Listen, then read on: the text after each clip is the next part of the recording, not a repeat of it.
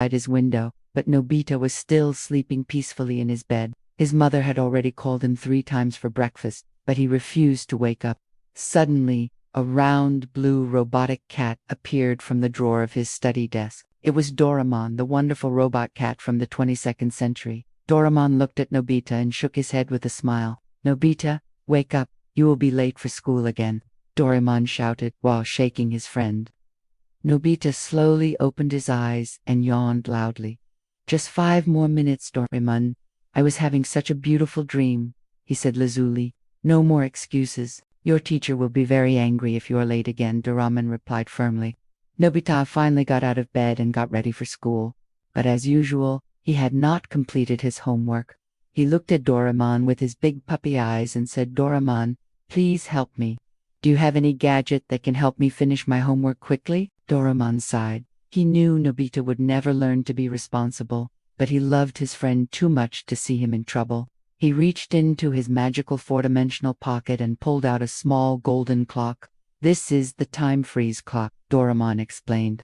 "When you press this button, time will stop for everyone except the person holding the clock. You can use it to finish your homework while time stands still." Nobita's eyes sparkled with excitement. He grabbed the clock and pressed the button immediately. Everything around him froze. The birds stopped flying in the sky. The leaves stopped moving in the wind. Even his mother became still like a statue in the kitchen. "This is amazing," Nobita exclaimed happily. Instead of doing his homework, Nobita decided to have some fun first. He went outside and saw his friend Jian frozen in the middle of the street. Jian was the big bully who always troubled Nobita. Seeing him helpless made Nobita laugh. He then walked to Shizuka's house. Shizuka was the sweetest girl in his class, and Nobita liked her very much. She was frozen while reading a book in her garden.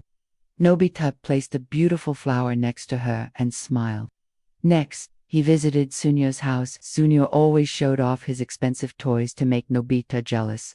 Nobita saw a delicious cake on Sunyo's table and ate a big piece of it. He was having the best day of his life. Hours passed in the frozen world, but Nobita forgot about his homework completely. He played with toys, ate snacks, and explored the entire neighborhood.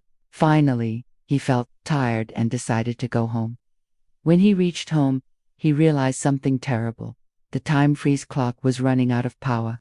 The golden color was fading, and the clock started making strange sounds. "Oh no! What should I do?" Nobita panicked. Before he could think of anything, the clock stopped working, and time started moving again. But something went wrong. Everything began moving very fast. People were running at super speed. The sun was setting and rising within minutes. Nobita was terrified. He rushed to Doraemon and told him everything. Doraemon was very upset, but knew he had to fix the problem. He pulled out another gadget from his pocket, called the time balance tool. "This will restore the normal flow of time," Doraemon explained. "But you must promise me that you will never misuse my gadgets again." Nobita nodded his head sincerely. He truly felt sorry for his actions. Doraemon activated the time balance tool, and slowly everything returned to normal. The world was moving at its regular pace again. That evening, Nobita sat at his desk and completed all his homework by himself. It took him many hours, but he did not ask for any help. Doraemon watched him proudly from the corner of the room. "I am sorry, Doraemon," Nobita said softly. "I learned an important lesson today. Taking shortcuts might seem fun, but it always creates bigger problems in the end." Doraemon smiled warmly and patted Nobita's head. "I am proud of you, Nobita. True success comes from hard work and honesty. My gadgets should only be used to help others, not to avoid our responsibilities."